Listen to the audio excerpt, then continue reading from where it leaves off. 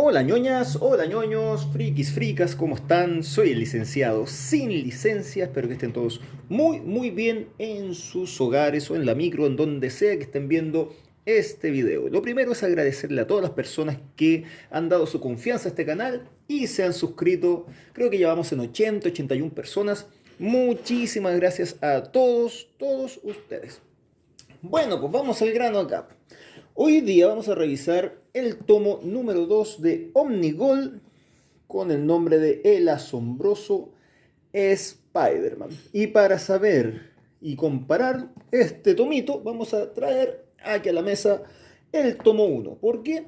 Porque como ya vimos en el video anterior, que quien no lo ha visto está allá abajito, donde hablamos sobre el tomo 1, esto es un tomo fundacional. Aquí nos muestra todas las bases de lo que va a ser, mejor dicho, de lo que fue Spider-Man desde el 60 hasta la actualidad. Aquí tenemos la primera aparición de la tía May, la primera aparición de Peter Parker, la primera aparición, bueno, o una de las mejores, las primeras apariciones del tío Ben, de JJ Jameson, de Betty Brant, que era el interés amoroso de Peter Parker en ese momento, y un montón de personajes más. Flash Thompson, que era el bully de Peter Parker. Tenemos también la aparición de muchísimos villanos, el Duende Verde, Misterio, el Camaleón, Kraven el Cazador, Doctor Octopus, Sandman, el Chapucero, y un montón de personajes que seguro se me quedan en el tintero. El Lagarto. Muchísimos personajes en este tomo. Como les dije la otra vez, tomo esencial. Detalles de comparación. El tomo 1 es mucho más grueso, o al menos 100 páginas más gruesa que el tomo 2. Si nos fijamos, el tomo 2 es más delgadito. Y al ser más delgado, al tiro se vuelve más maniobrable. Este tomo, como vimos anteriormente, es más complicado de leer. Pero este es más liviano y además es mucho más fácil manejarlo. Un detallito que se me fue en en el video número 1, correspondiente al tomo 1. Yo les dije, bueno, es un error matemático más que nada. Y yo les dije que se podían abrir los tomos en 45 grados. 45 grados sería una cosa así. ¿Quién puede leer ahí? Pues nadie. Lo que yo quería decir era 90 grados, que sería esto, o 120 grados, que sería esto. Esas son las medidas correctas. Bueno, es una cosa que me quedó dando vuelta después cuando vi el video. Ustedes saben que hago esto sin ningún tipo de guión y es lo que sale nomás. En fin. A ver, ¿qué podemos decir de este tomo? Ah, bueno, la gracia de este tomo es que es un complemento perfecto para el tomo número 1. No vamos a entender este tomo al 100% si no tenemos este. ¿Por qué? Porque hay historias que están completamente relacionadas. Lo primero es que están un montón de personajes que se van repitiendo. El Green Goblin, vamos a decir Duende Verde, que es más fácil. Se repite el Doctor Octopus y no nos explican sus orígenes. También tenemos un detallito de una historia acá del Hombre Araña, donde la tía May necesita una transfusión sanguínea de Peter Parker y aquí tiene una repercusión. O sea, historias de acá repercuten directamente acá. Y un tema interesante es que también en este tomo tenemos el primer intento por crear una trilogía. Recordemos que en los 60 los cómics tenían un inicio, un desarrollo y un fin. Aparecía un villano, se desarrollaba, terminaba. Y la próxima entrega teníamos otro villano. Era el villano de la semana o el villano del mes. Steve Ditko y Stan Lee aquí tratan de innovar y nos van creando historias que están completamente relacionadas. Y el primer intento de hacer una trilogía lo tenemos aquí al final, la última historia de este tomo, si mal no recuerdo. No me acuerdo el nombre exactamente. El fin de Spider-Man es parte de esta trilogía. Si se dan cuenta, parte hablando de una pelea del Duende Verde con Spider-Man. Tenemos también... a ver, busquemos el nombre acá. Aquí está. El regreso del Duende Verde. Este es el inicio de este y este intento de trilogía de Steve Ditko con Stan Lee. ¿Por qué es importante esta historia? Porque aquí nos muestra que Peter Parker, si bien tiene muchísimos poderes, que trata de cuidar a su tía May de la mejor forma y que trata de hacer siempre lo mejor, aun cuando él es un niño, él se estresa y además tiene dudas. La duda principal era que quiso dejar de ser Spider-Man debido a los problemas que le traía de salud. Él no saber la tía May dónde estaba, etcétera, y no poder cuidar a su tía May de la mejor forma posible. Aquí la tía May le da una lección diciéndole que ella, por mucho que esté mal, siempre va a estar preocupada de él y que hará lo mejor posible dentro de sus capacidades. Y aquí vuelve el tema de un gran poder conlleva una gran responsabilidad, y Spider-Man vuelve a asumir el rol del Hombre Araña. De hecho, ahí estoy mostrando esto precisamente por este párrafo. Aquí dice: el destino me dio unos superpoderes tremendos y ahora me doy cuenta que mi deber es utilizarlos, sin dudas, sin titubeos. Y ahí vuelve a ser el Hombre Araña nuevamente y a enfrentarse a sus enemigos. De hecho, la gracia de este número es que es uno de los pocos cómics, o mejor dicho, creo que Stan Lee menciona acá que es el primer cómic de superhéroes donde no hay ningún villano. No hay absolutamente ningún villano. Simplemente es Spider-Man meditando sobre seguir siendo Spider-Man o no. Bueno, de hecho parece un villano, pero no es un tema que lo complete. De hecho, pelea con el Hombre de Arena, pero no se soluciona la pelea. De hecho, Spider-Man termina escondidito porque estaba apurado para ir a ver a su tía May.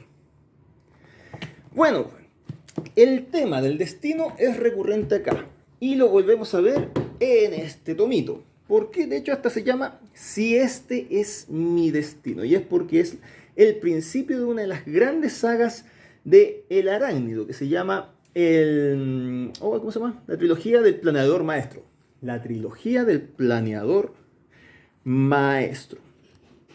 Y en ella nos muestra ese cambio de niño a hombre en Spider-Man. Las dudas de él, si seguía siendo un superhéroe o no, las mantenía todavía. Estoy tratando de encontrar aquí ese tomito, o sea, mejor dicho, ese número. Aquí está. Si este es mi destino. Spider-Man aquí había salido del colegio, había ingresado a la universidad. De hecho, uno de las primeras cosas que vemos en este número es cuando Peter Parker ingresa a la universidad. Igual me salté aquí el tema de la salida del colegio de Peter Parker. Aquí también en este tomo, Peter Parker sale del colegio. Peter Parker ingresa a la universidad.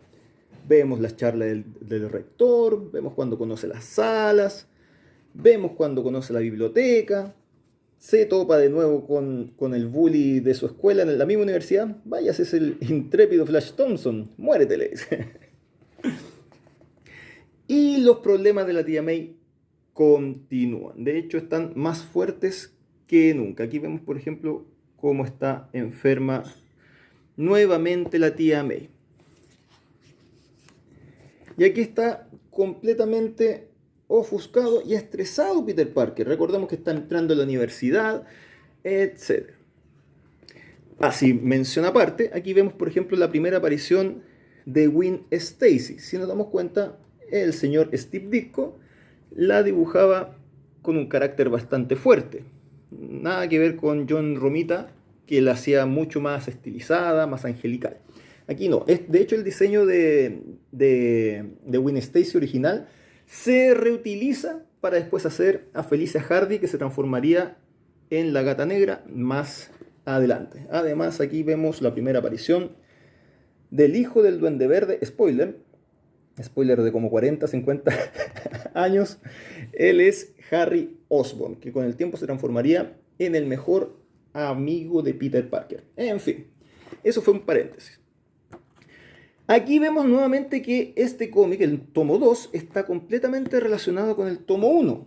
¿Por qué? Porque en este tomo, creo que en el número 10, 11, ya no me acuerdo, en alguno de esos números, la tía May necesita una transfusión sanguínea. Entonces, Peter Parker va y le entrega su sangre. Pero como sabemos, la radiación no es muy buena en los humanos. Ella se sana, pasan los días, pasan los meses, pasan los años y esa radiación le empieza a afectar. Y por eso nadie sabe qué es lo que tiene la tía May. Hasta que Peter Parker se le alumbra la ampolleta y se recuerda ese momento en el cual le hicieron la transfusión sanguínea y empieza a sentirse completamente culpable. Así, otro paréntesis, mientras vamos viendo esto, miren el detalle de dibujo de Steve Ditko, por favor. Muchas veces pensamos que el Spider-Man oscuro, inquietante, apareció en el 90, finales de los 80 con Todd McFarlane. No. El señor Steve Ditko ahí dando lo mejor, mostrándonos a un Spider-Man sumamente inquietante y oscuro. Recordemos que Steve Ditko, antes de empezar a dibujar superhéroes, estuvo dibujando cómics de monstruos y de ciencia ficción, así que tenía muchísima experiencia en mostrar estas figuras extrañas e inquietantes a los lectores. En fin, cierre paréntesis nuevamente. Continuemos. Peter Parker se da cuenta de que él es el culpable de que su tía May esté enferma cuando le hicieron la famosa transfusión sanguínea. Aquí, por ejemplo, nos muestra eso. Ya dice... Aquí no dice el número, porque creo que fue en el número 10, porque aquí dice un no premio para el primer fan de Spider-Man que nos diga en qué número ocurrió. Estoy casi seguro que fue en el número 10 del primer tomo. Recuerden, este tomo es necesario para entender esto que está acá. Bueno, si quiere se compra este solo, va a entender igual si ve este video, pero créame que es mejor leer primero este y después el tomo número 2, que es completamente complementario. Qué chistoso. Bien. Ya, sigamos pues. Peter Parker necesita un suero para poder salvar a su tía. Pero justamente ese suero es robado por el Doctor Octopus coincidentemente. No es que él quiera hacerle daño a la tía May o que sepa que la tía May es pariente de Spider-Man. No, nada de eso. Él simplemente estaba robando productos químicos porque un villano nomás. Y estaba robándolo. Y justo era el remedio que necesitaba Peter Parker.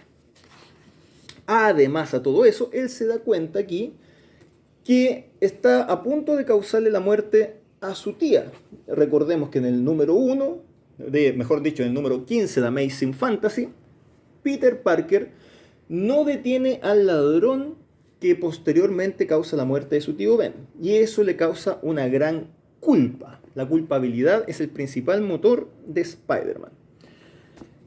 Y va a tener esta culpa extra de haberle hecho la transfusión a su tía y que va a morir posiblemente. De hecho, le causa una gran frustración y vemos a un Spider-Man completamente furioso, que ya nos está controlando.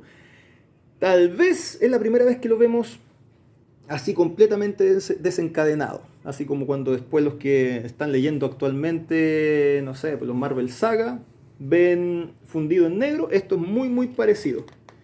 Muy parecido. Vemos un Spider-Man completamente furioso, enfrentándose a los villanos sin contemplaciones.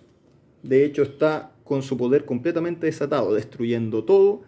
Y vemos el real poder de Spider-Man. Aquí, primera vez que vemos que levanta un auto y lo lanza lejos. Y sus hazañas físicas no paran. Bueno, encuentra al Doctor Octopus acá. Y en la pelea se empieza a destruir la guarida que estaba bajo un río. Y le caen un montón de escombros a Peter Parker. Spider-Man encima. Por más que trata de liberarse, más escombros les caen. Y la situación empeora y empeora y empeora. Ya esto hay que sumarle que su tía May, que está acá, ahí, la tía May, continuaba muriendo. Esto era con tiempo. Y de hecho, el señor Steve Ditko aquí lo muestra de una forma magistral, ese nerviosismo de Peter Parker por el paso del tiempo que se estaba perdiendo. De hecho, aquí vemos ese elemento químico que iba a salvar a la tía May, cayéndole una gotita encima cada vez más cerca más cerca del fin. Miren lo interesante, aquí voy a hacer también una pequeña muestra de lo impresionante o de la capacidad de Steve Ditko, que era el dibujante y guionista en este momento, de Spider-Man. Nos muestra la atención de él, la necesidad de recurrir a este remedio, a este medicamento, y la atención del tiempo que está pasando. Si se dan cuenta, uno puede seguir perfectamente con los ojos y entender lo que pasa acá. Pero uno tendría que haber saltado aquí arriba en la lectura. O sea, él nos está diciendo, todo esto está pasando al mismo tiempo.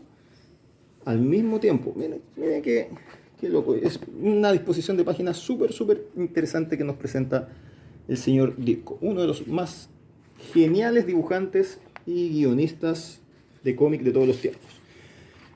Bueno, pues aquí vemos como la culpa de Peter Parker pesa mucho más que esas toneladas de metal que tiene en su cuerpo, la muerte del tío Ben, la posible muerte de la tía May, y empieza a sacar fuerzas de donde nadie sabe, desata todo el poder arácnido que tiene y es capaz de levantar estas toneladas y toneladas de metal, incluso rompiéndose sus propios músculos.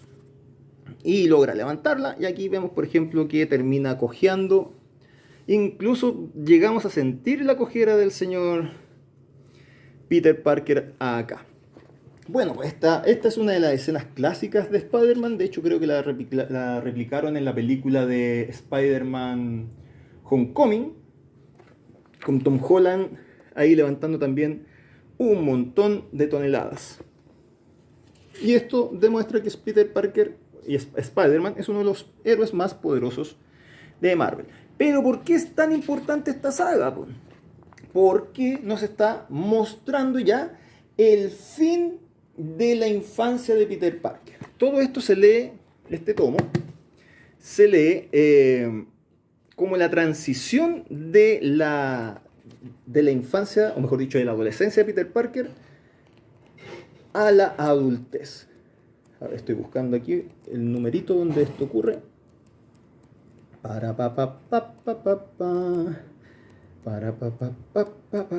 Aquí. Si nos damos cuenta, esta es la graduación del colegio de Peter Parker. Recordemos que él comenzó a ser Spider-Man como a los 15 años. Aquí él está saliendo del colegio, tendrá entre 17 a 18 años. Este tomo habla de los 15 a los 16 o 17 años. Este tomo de acá habla como de los 17 hasta los 19 años o más. No, o 20, porque en verdad no dicen exactamente la edad de Peter Parker. Los personajes a veces dicen, tiene entre 19 y 20 años. Oh, qué joven, no debe tener más de 20 años. Nunca dejan claro cuál es su edad, pero al menos con las cosas que estamos viendo acá, sabemos que tiene más de 18 y menos de 20 años. En fin, aquí nos muestra que Peter Parker va cerrando ciclos. Por ejemplo, uno de los intereses amorosos de Peter Parker, que es esta niña que nunca me acuerdo cómo se llama, creo que era Liz, sí, aquí está. Liz está muy triste y no la vemos nunca más. Aquí ella declara su amor a Peter y muestra cómo el salir del colegio representa un quiebre en la vida de las personas. De hecho, aquí Liz no la va a ver nunca más. Más adelante aparece en el tomo 3, creo, pero así una especie de cameo. Y acá tenemos al señor Flash Thompson, que lo va a acompañar en la universidad, el bully de Peter Parker. Y ahí estaba Luego tenemos una especie de vacación del señor Peter Parker. Y luego el ingreso de él a la universidad. Todo muy orgánico. Y si nos damos cuenta, esto es lo que quería mostrar el señor Steve Ditko y Stan Lee con este personaje. Quería mostrar a una persona común y corriente que pasaba de la adolescencia a la adultez, con el tiempo suficiente para meditar, tener amoríos, relaciones, etc. Otro detalle interesante de este tomo es que ya deja su romance con Betty Brant. Betty Brant es, a ver si la puedo encontrar por acá.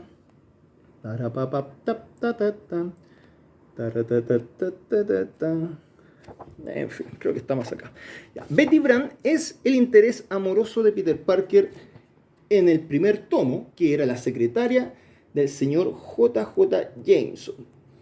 Lo loco de esto, aquí por ejemplo tenemos a los dos intereses románticos de Peter Parker en este momento. Betty Brant y Liz, que era un estudiante del colegio. Lo loco de esto es que Betty Brant era una adulta. Ella era la secretaria del señor J.J. Jameson en el diario. Y Peter Parker, cuando él empezó a salir con ella, habrá tenido entre 15 y 16 años. O sea, una adulta con un menor de edad. Mire cómo era antes los 60, los locos 60. Y además en este tomo vemos la primera aparición de Mary Jane Watson. Y miren lo loco de esto.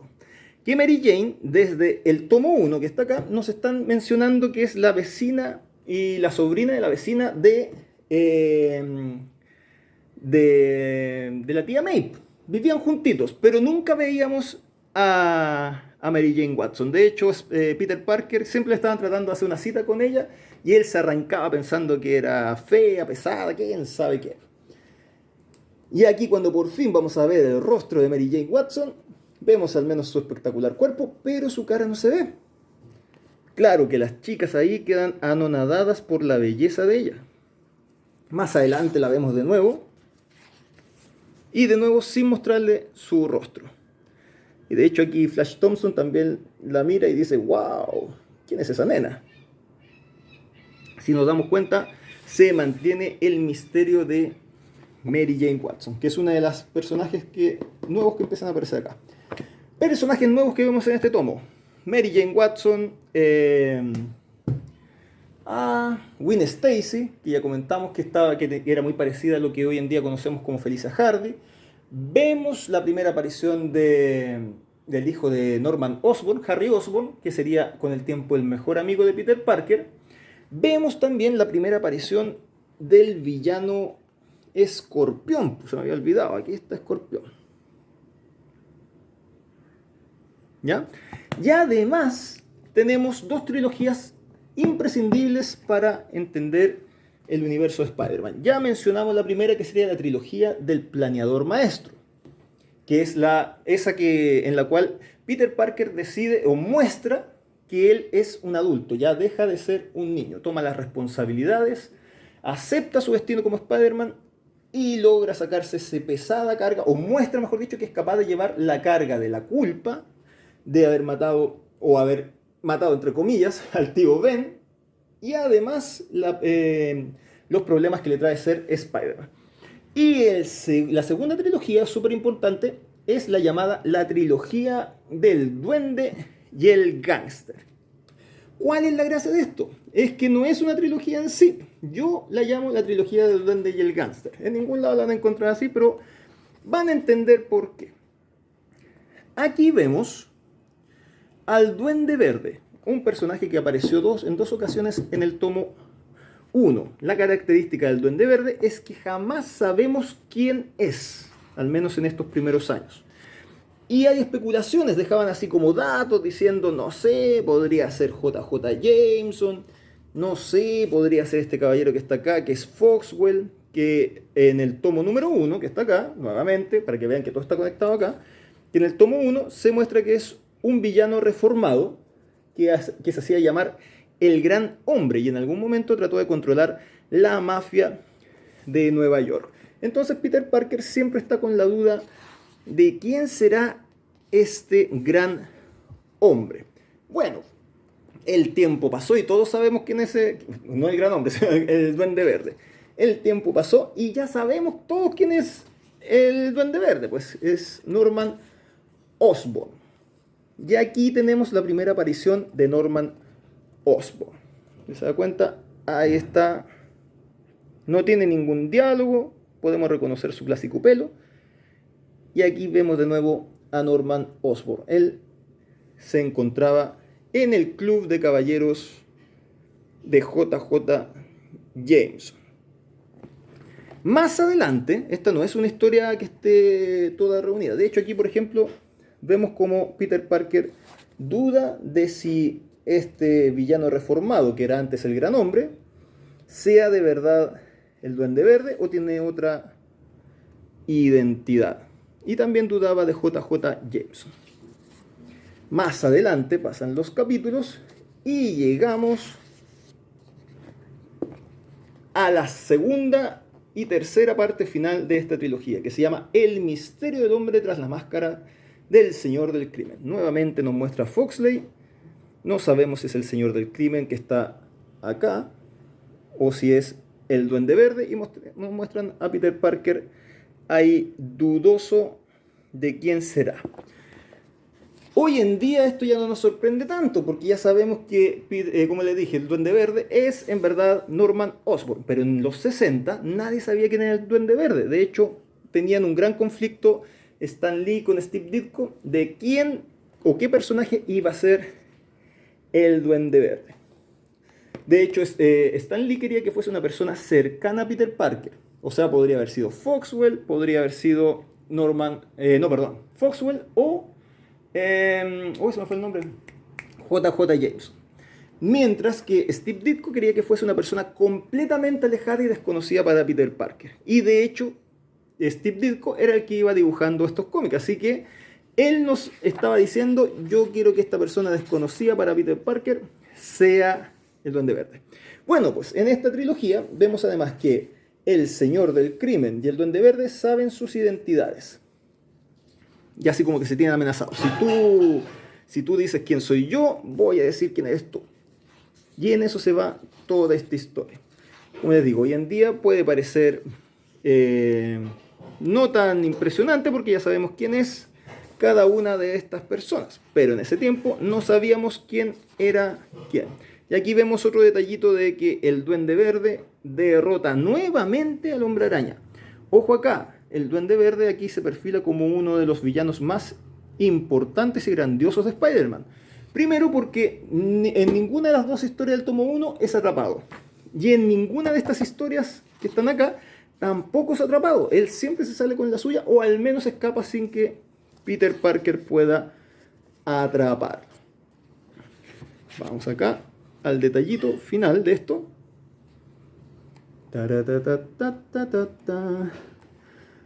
Aquí, ¿cuál película? Nunca sabemos quién es en verdad el Señor del Crimen y muere antes de decir su secreto de quién era el Duende Verde. Y nuevamente vemos finalizando este tomo a Norman Osborn acá. Nunca nos dicen que él es el Duende Verde. Nunca nos dicen que ni siquiera su nombre. De hecho aquí está. Pero está presente en toda esta trilogía de El Duende y los Gángsters. Si quieren saber más del Duende Verde, vamos a tener aquí abajito también un enlace con una revisión de El Duende de Ditko y Stan Lee. Así que bueno, ya estamos terminando este videito. Y eso pues, así en términos generales.